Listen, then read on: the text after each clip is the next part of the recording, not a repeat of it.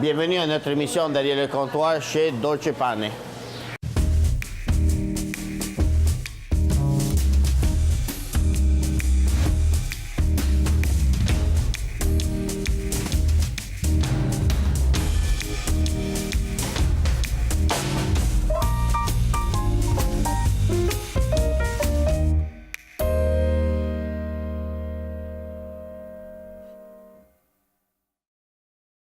Ça, c'est mon boss. C'est endormi encore sur la job. Hey! Réveille! Frappe-moi pas! Hey, on est ici pour travailler ou pour dormir? Oui, je sais, je suis en train de rêver que je travaillais, donc c'est la même chose. Ta femme t'a mis dehors? Ben, comme d'habitude. Comme d'habitude, hein? OK, qu'est-ce qu'on fait? On est où? Hey, on est où? On est chez Dolce Pane, derrière le comptoir. Je sais, on est chez Dolce Pane, mais pourquoi tu me... Je suis en train de penser. Je suis dans mes poches, penser, qu'est-ce qu'on doit faire? Tu pensais? Il pensait. Ben oui, je pensais. Toi, tu penses jamais. OK, t'as raison. Moi, je pense jamais. C'est aller penser un petit peu, OK? Hey, viens, où tu vas? C'est aller penser. Ben, arrête de penser, viens travailler. Ah, il faut penser avant de travailler. Ouais, mais j'ai fait des pensées pour toi. Hey, laisse-moi 5 minutes, ça va faire le toujours bien. pareil. Je pensais pour toi. J'ai déjà pensé, viens travailler. Tu vois, tu cherches un nouveau job, va-t'en. Pourquoi t'es là? C'est ça, mes employés. Ils dorment. Hey, tu me dis tout le temps que je pense pas assez. Maintenant, là, tu penses trop. Viens travailler. Je suis ton conseil. Je pense. Arrête de penser, viens travailler. J'ai déjà pensé pour toi. On doit travailler. C'est ça que j'ai pensé. Oui, mais t'as pensé pour moi, mais nous, c'est en train de penser pour toi. C'est pas facile de travailler avec ton frère. Il dit oui, il dit non. Tu dis non, il dit oui. Je pense qu'il fait exprès toujours. Hey, maman, elle m'a averti, hein. Essaie de l'endurer, c'est ton petit frère. Pas facile. Moi, ils m'ont dit la même chose. C'est pas facile d'avoir un gros frère. T'as compris, Danny? Gros frère. Un gros frère. Ça, t'as compris? C'est pas drôle. Ah. Sont belles mes baguettes, hein? Mais oui, c'est toujours plus belle, Danny. T'es content? Oui. Je veux le faire. Au moins, tu comprends quelque chose. Ouais. C'est ça, une baguette. Aujourd'hui, je me sens vraiment fatigué. On travaille tellement, on est tout le temps fatigué. On travaille des sortes de fous. Pour ça, c'est plus partir de bonne heure. Ah oui, là, c'est pas grave. Le travail, c'est santé quand même, non? Je connais une personne qui est morte à cause qu'il a trop travaillé. Tu sais, c'est dans le passé, hein? 3-4 heures. Ça, c'est la faute à toi puis ta femme. Je sais pas qu'est-ce qui se passe, mais... Tu sais, quand je décède, dans mon cercueil, je vais mettre un matelas. Pourquoi tu vas mettre un matelas? Pour me rattraper tous les soirs que je n'ai pas dormi. Ah, tu viens drôle, toi.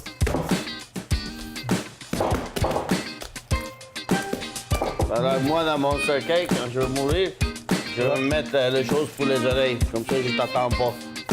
Je t'ai attendu tellement des années.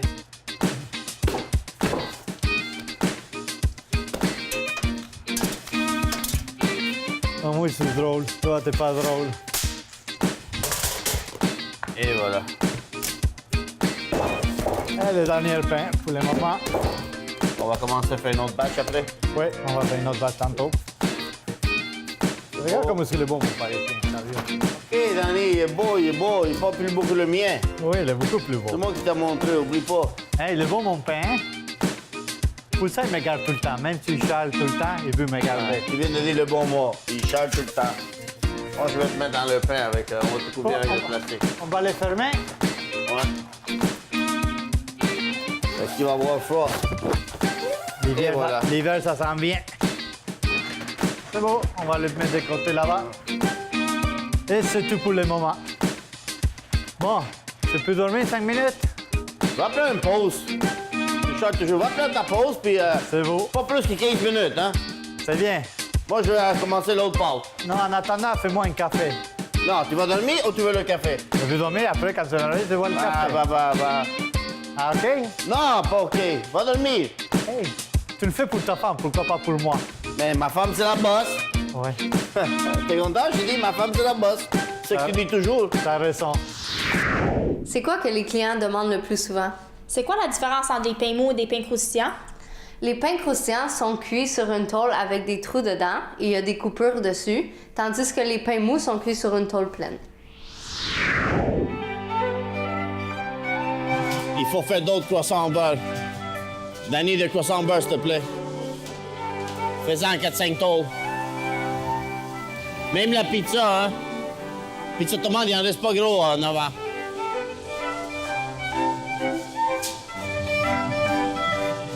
Amélia, ça va? Très bien. Good. Est-ce que toi, tout est propre, hein, s'il te plaît? Oui. Les slicers, toujours propres. Ça va bien?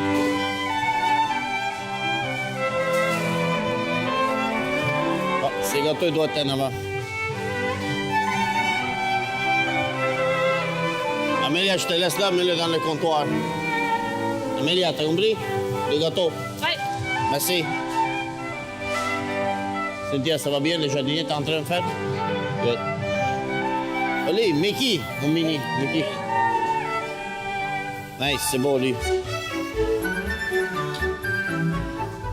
Ça donne des beaux décos, Mickey, hein? Plein de couleurs.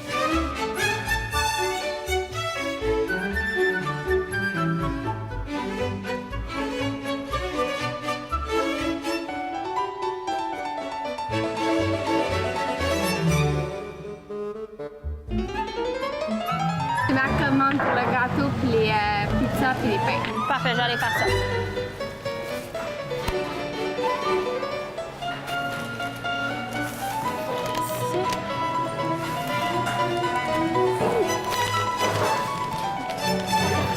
C'est correct comme ça ici? Ah, c'est beau. C'est good. Parfait, j'allais l'emballer. Wow. Amélia, je veux que tu montres Jingling comment faire les boîtes, m'emballer pour les gâteaux. C'est beau? Merci. Donc, on va faire des boîtes. Donc, quand on fait des boîtes, on doit le plier juste ici, sur la ligne. On plie chaque côté. Puis je fais plus qu'un parce que ça va plus vite.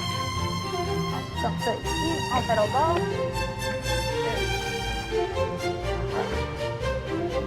Voilà, 4.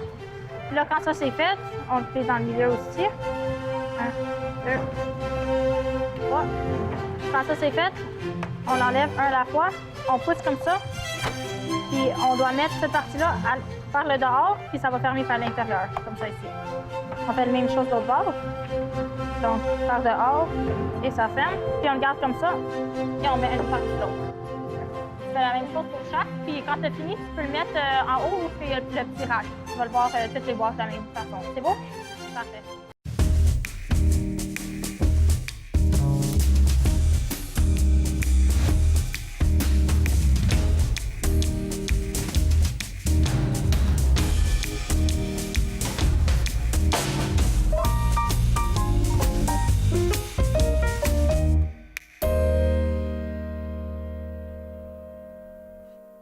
Ici, on est dans le département des pâtisseries et gâteaux.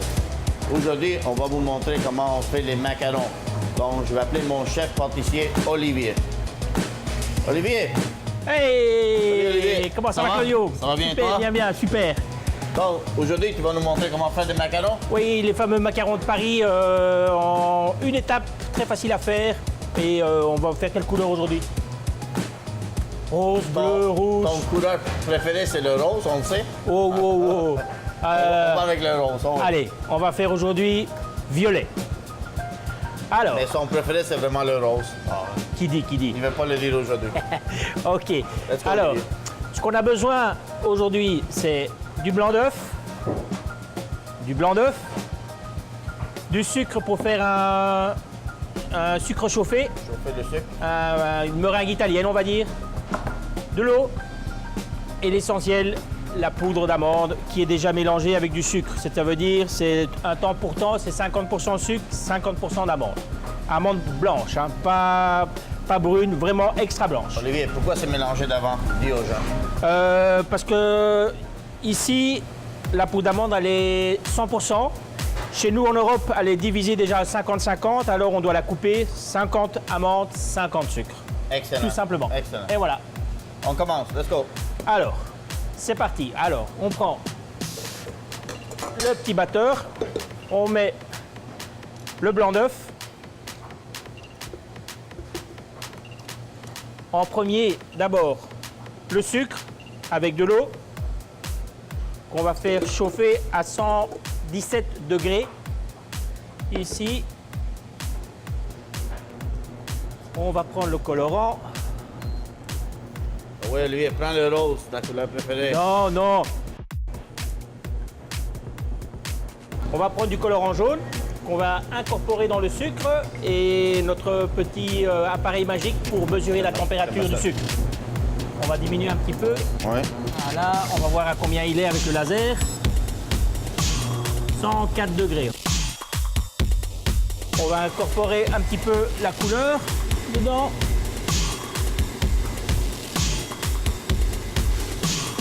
Voilà. C'est bon? 114, encore un petit peu. Ok, alors on va mettre encore un petit peu de couleur jaune dedans. Voilà. Et Claudio va nous mettre le sucre petit à petit.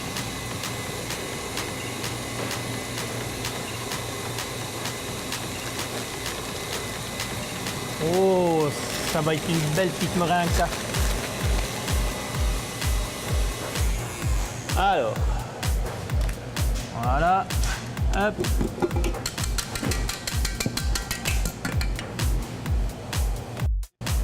On va casser les blancs en fait avec la poudre d'amande pour que ça devienne une grosse pâte bien dure.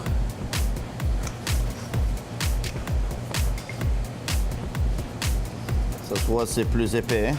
Ouais.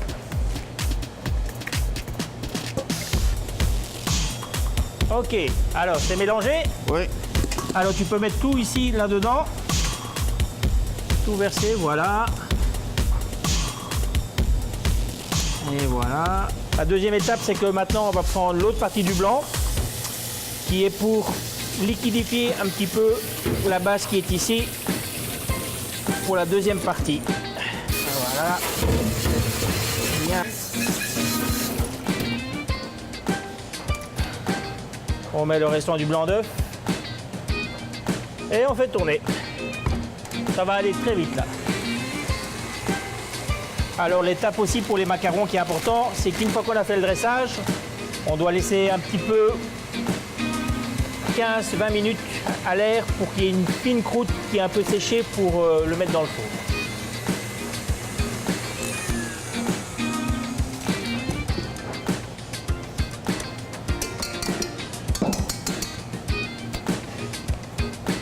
On va pas mettre tout à la fois parce que on met pas tout. Hein. Voilà. Parce que comme c'est un petit peu goût. Elle est de revenu un petit peu plus liquide, vous voyez. Olivier, pour combien de temps on va le laisser reposer? À peu près 15-20 minutes pour laisser une petite croûte et à l'air libre. Excellent. Comme ça, après ça, ça va s'étaler. Puis quelle cuisson qu'on va mettre au four après? À peu près 170 degrés Celsius, pas Fahrenheit, pendant 6-7 minutes maximum. Ça cuit assez vite. Hein? Ouais, ça cuit assez vite. Si ça, la couleur commence un peu à augmenter, alors on rajoutera une plaque en dessous pour que ça brûle pas. Voilà. Alors ici, on a pris une poche avec une petite douille, pas trop grosse, sinon ça va couler dans tous les sens.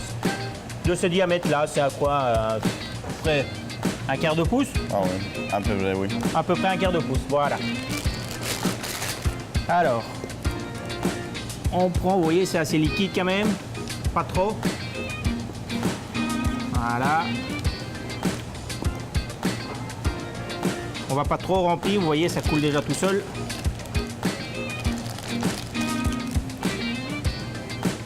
Et voilà.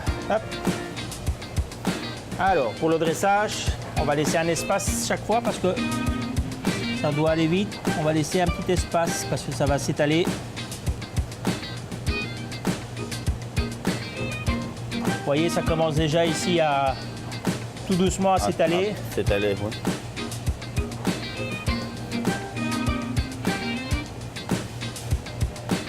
Et on peut faire différentes couleurs aussi, hein. C'est pas... Il n'y a pas que le jaune, hein. La prochaine fois, on va faire le rose. Ok. On y est. Et voilà. Alors, on va faire juste encore une petite chose avec la plaque. Et voilà, on va la laisser tomber un petit peu. Et voilà, comme ça, c'est parfait. Et ça ne va plus bouger. Ceci, on va le ranger dans le rayon et 15 minutes de repos. Et voilà.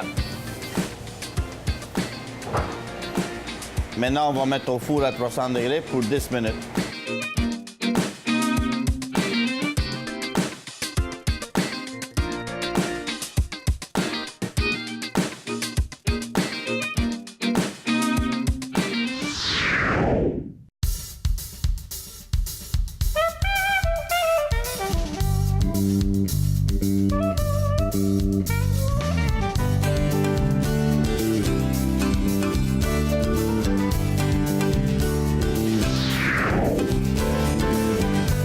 Prêt.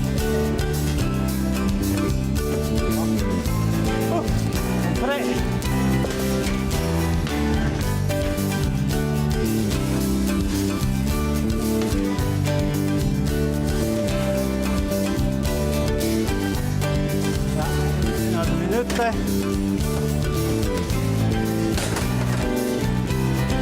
Je brûle, elle n'est pas contente, mon gars. Et voilà, les macarons sont prêts. C'est bon, Olivier? Oui, je crois. Montre-moi la dernière. Doucement, doucement. Et voilà. Donc, on peut faire plusieurs différentes couleurs avec les macarons. Et les macarons, on l'utilise pour décorer les gâteaux avec des fruits, avec les mousses, chocolat, puis d'autres saveurs. Et pour une nouvelle édition de Questions à choix multiples. Quel est l'équivalent d'une livre en grammes? A. 3,1416. B. 6844. C. 454. D. 99. Ou E. Toutes ces réponses. Et la réponse est... C. 454 grammes.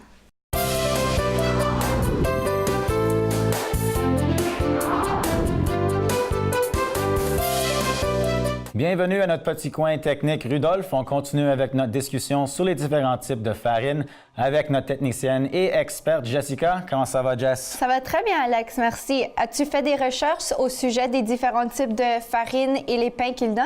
Non, quand je fais mon épicerie, je prends la tout usage et ça suffit. Et tu fais du pain avec ça, des pâtes? Je fais des projets scientifiques qui concernent la farine, le vinaigre, la bicarbonate de soude et l'éruption des volcans dans ma cuisine. Bravo, Alex, très fort. En tout cas, saches-tu qu'il y a plusieurs types de farine? Il y a du farine blanchie, non blanchie, traitée, non traitée et des farines biologiques, pour en nommer quelques-unes. Par contre, elles sont toutes enrichies avec des vitamines, c'est la loi. Et c'est quoi la différence entre toutes ces farines? Mais ça dépend. Prenez la farine non blanchie, pour exemple. Une farine naturellement une couleur plutôt jaune. Donc, un pain fait avec la farine non blanchie va avoir une couleur un peu plus foncée. Par contre, si tu veux un pain bien blanc, il faudra utiliser une farine blanchie où on a ajouté du peroxyde de benzonate, mais le goût ne change pas. Ah, mais est-ce qu'une farine non traitée peut être une farine non blanchie? Mais oui, une farine non traitée est toujours non blanchie, mais une farine non blanchie peut être traitée. OK. OK. Alors, la farine non traitée n'a aucun additif ajouté. Elle n'est pas enrichie avec des chimiques. Alors, la non traitée est une farine biologique? Une farine biologique est cultivée avec des règles bien précises et évidemment sans pesticides.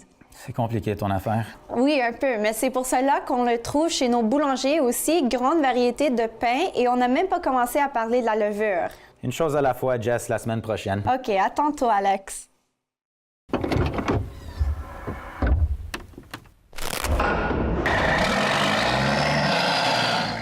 Maintenant qu'on a cuit les millefeuilles, on est prêt à les assembler.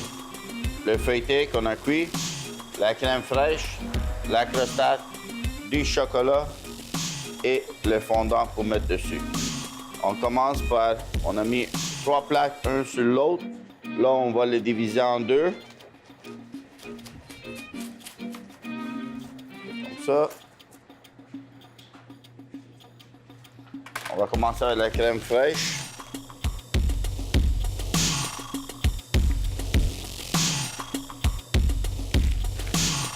essayer d'en mettre partout.